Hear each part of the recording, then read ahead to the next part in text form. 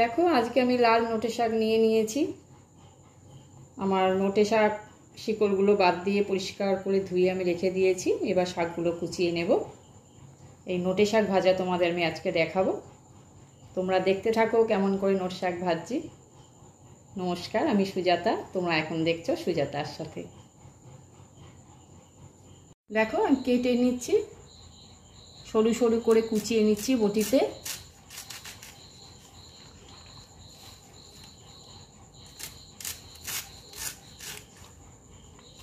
কচি কচি ডাঁটাগুলো দিয়ে দেবে, কোনো অসুবিধা নেই, নরম হয়ে যাবে।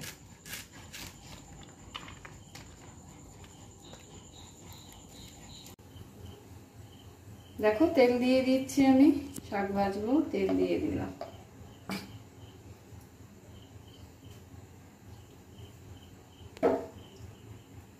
দেখো তেল গরম হয়ে গেছে, আমি কিছুটা কাঁচা বাদাম দিয়ে দেব, দিয়ে ভেজে নেব।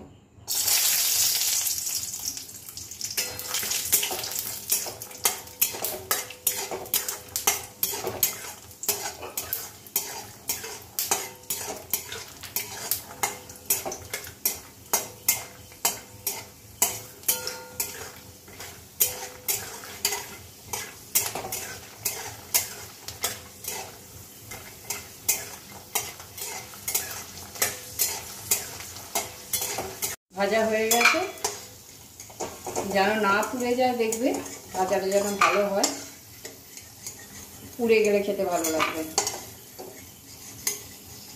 দেখো শুকনো লঙ্কা দিয়ে দিচ্ছি,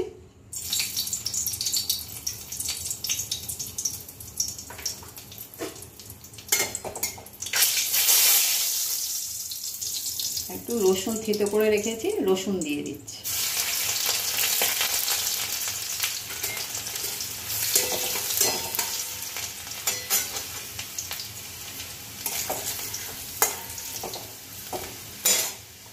ব্যাস, বেশি লাল করব না।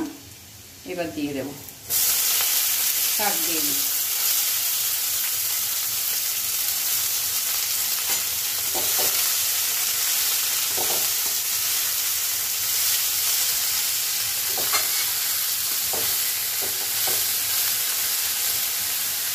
পুরো শাকটা আমি দিয়ে দিলাম।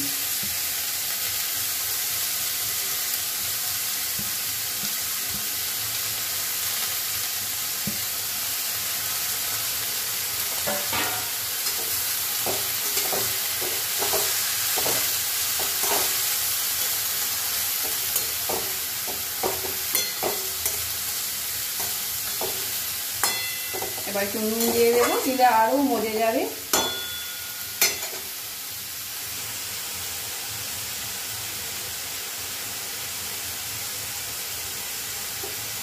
এখন নুন দিয়ে দিচ্ছি, নুন একটু সাবধানে দেবে, নুনটা হয়ে গেলে ব্যাস খুব খারাপ। শাকে যদি নুন বেশি হয়ে যায় একদম খাওয়া যায় না। হলুদ দেব,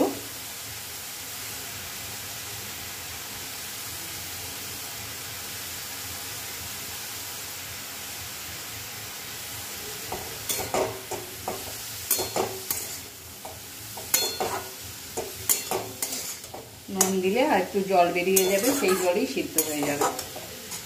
নুন দিয়ে দিয়েছি, জল বেরোবে শাক থেকে। এবার একটু মিষ্টি দেব,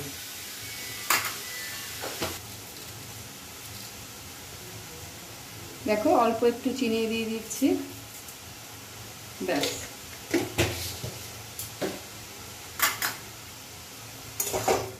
এবার একটু নেড়ে চাপা দিয়ে দেব। এই জল বেরোচ্ছে, দেখো নুন দিয়ে দিয়েছি, কত জল বেরোচ্ছে একদম। এই জলে পুরো শাক সেদ্ধ হয়ে যাবে।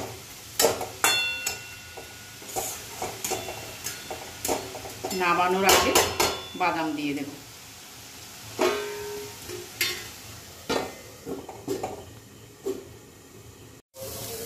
দেখো আমার শাক ভাজা হয়ে গেছে।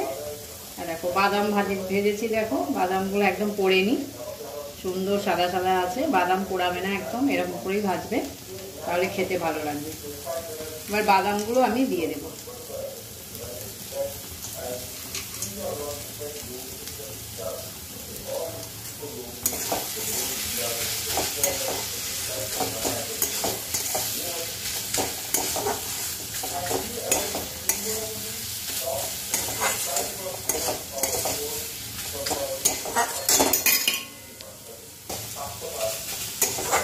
নামিয়ে নেব। হয়ে গেছে আমার বাদাম দেওয়া হয়ে গেছে, শাক পুরো কমপ্লিট।